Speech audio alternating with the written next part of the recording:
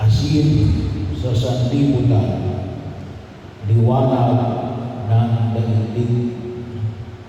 Itong dalawang bagay na ito, asin at liwanag, yan ay very common sa lahat ng bahay, kahit nasa ating kitchen, palaging may asin, nagbibigay ng lasa, nagbibigay ng kahulugan, sabi nga, spice up.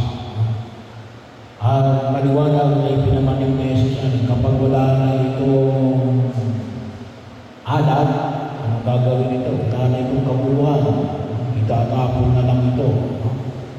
So, bahagi yun ng paanyaya ng Panginoon kapag magkaroon tayo ng kabuluhan bilang asin at liwanag. Well, may iba tayo, may kandila, may electric lights, may sudo. Medyo mas matindi yung pinayaw sa unang pagbasa. Anong sabi ron? Kayo maging katulad ng mukhang liwayway. Saan ba ganang gagaling yung mukhang liwayway? Ay sa araw. Napakalaking liwanag niya. Pero paano tayo magiging asin at ilaw ng sanlibutan? Bagaman paanyaya ay pinapamanig ng Panginoon kapal, ito ay kututusin tayo ay inuutusan. Well, dalawang bagay. Pagkilala kayo, identity. Sabi ko nga sa kasimulan ng pagdiriwang, mula nang tayo bininyagan. At pagkakataon na kung saan ay tayo rin ay pinaatasan, mahalin, magbigay ng alat at ng liwanag ng daigdig na ito. Paano? Yung unang pagbasa ay sa aklat ni Propeta Isaias ay pinamamanig sa atin ilang pamamaraan. Una, ipinahayag ni Yahweh kay Propeta Isaias natin. Sumunod kayo sa ating mga utos.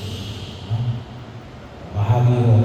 Pero bago nga ho yan, sabi nga kalimitan na nasa una natin isipan ay sino. Kapag sinabi natin liwanag at asin, nakita natin natin karunungan. Naalala ko po yung mga pagbasa natin ng mga nakalipas na araw tungkol kay Solomon. Kasi anong sabi ni Solomon? Sabi ni Solomon ay kasi tinanong siya ng Panginoon, tinanong siya ni Yahweh.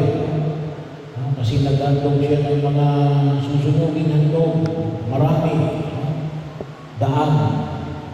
Anong sabi niya kung ano yung gusto nilingin ni Solomon? Bigyan mo ako ng karunungan para makita kung anong tama at mali.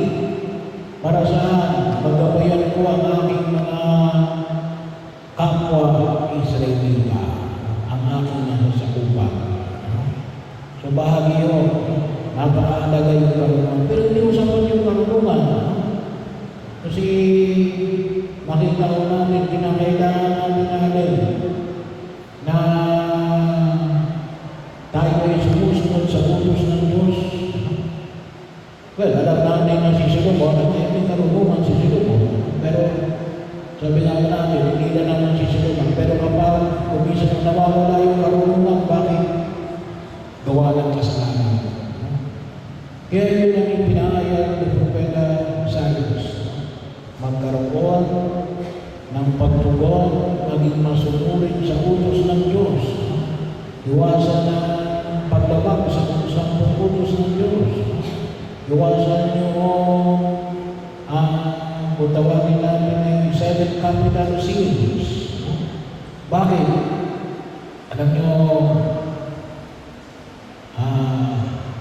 yung ating ngayong kaso sa flood control projects at iba pang mga larangan ng ating sangay ng gobyerno na meron katiwalian. Kaya nandiyan yung mga matatalino yan, mga engineer, mga architect, mga doktor, mga lawyer, ay bahagi yun. Pero sabi na natin, bakit nagkakaroon ng anomalya?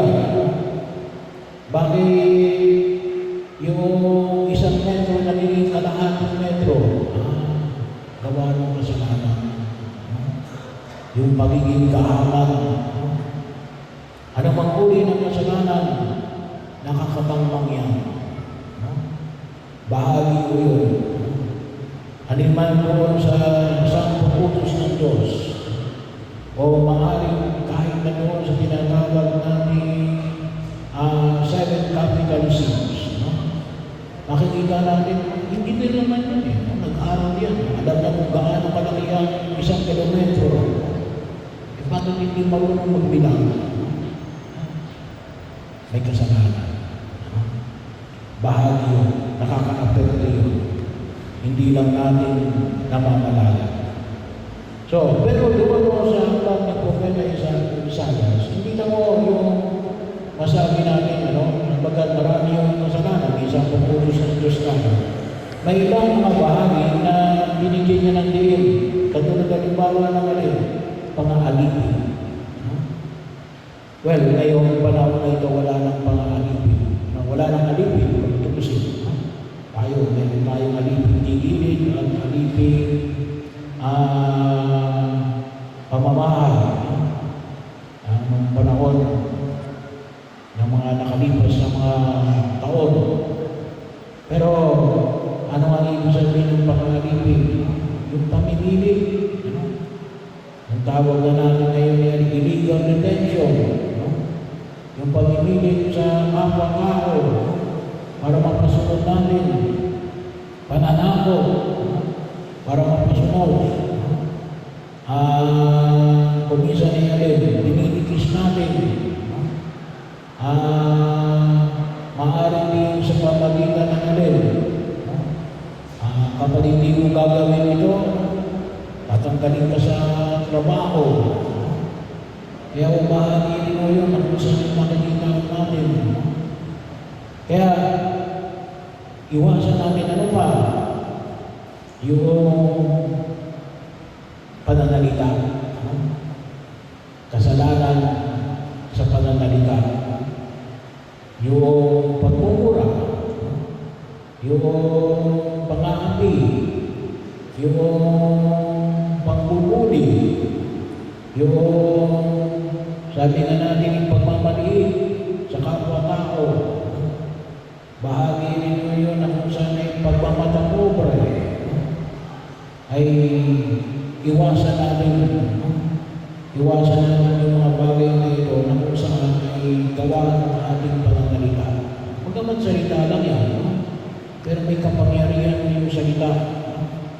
Kaya mag-ingat tayo sapagkat naging dahilan dito yan ng ating pagkakasala. Pero yun, iwasan natin ang magkasala. To put it positively, palagi nawang nasa grasya ng Diyos. Always in the grace of God. Pangalawa, kawang-kawa. Ipinamanig din sa atin sa unang pagbasa ng anong sabi dito, pakainin ng mga nagugutom. Patirahin ang mga walang matirahan. Well, bahagi rin mo na kung saan ay bahagi ito na tinatawag natin corporal works of mercy. Painumin ng mga nauuhaw, karamitan ng mga walang damit, dalawin ng mga may sakit, dalawin ng nasa lulang buwan, ilibing ang mga patay. Bahagi rin mo na kung saan ay nakita natin na kung saan ay ipinaalala sa kung may kapatid sabihin, kung may tutulong tayo sa ating kapwa, ating bahay, kamag-anak, kababayan, kababaryo, ay tulungan namin. At ano ang sabi na sa unang pagbasa, yan ay nakagagaling ng mga sugat. Bahagi yun, yan ay nakagagawa ng mga milagro. At naging bahagi ng alin, tayo ay naging ilaw at liwanag at asin ng daigdig. Pero para saan? Para saan? Hindi yun para iboto tayo. Ginagawa yun ng mga nasa politika. Bakit gumagawa ng mabuti? Para ka naman iboto. Para palakpakan. Para matanyag ang pangalan. Ay, hindi yun. Pero para saan? Ito yung sinasabi yun sa ikalawang pagbasa. Sa sulat ni San Pablo sa mga taga-Corinto, yung lihim ng karunungan ng Diyos. Ano yung lihim ng karunungan ng Diyos? Walang iba kundi yung yung krus na Jesus. Bakit ka tutulong sa kapwa? Bakit ka iiwas sa masama? Huwag kang gagawa ng kasalanan. Ay, sabi nga nito ay para makita ang iyong liwanag. Hindi para ikaw ang purihin. Ngunit na rin, makita yung pagkilos ng Diyos. Kaya nga, sinagot yan ng ating Salmo Responsorial, ang mga taong nasa kadiliman ay makalanag po ng liwanag. Bakit? Dahil sila ay mga mahabagin. Kaya makita natin yung pagkahabag, makita natin yung pagkilos ng Diyos, ang pagkilos ng mahabagin Diyos. At makita yung natin, sinasabi nga natin, tayo nagiging kawangis at kamukha ng Diyos. Bakit? Kasi ang makita hindi yung pagkahabag natin, ngunit yung pagiging mahabagin ng Diyos. Nakabagta, ginagawa natin yung mga bagay na ito, nakikita ang Diyos sa atin. Ang mahabagin ng Diyos. Maging bahagi yun ng kung saan na yun.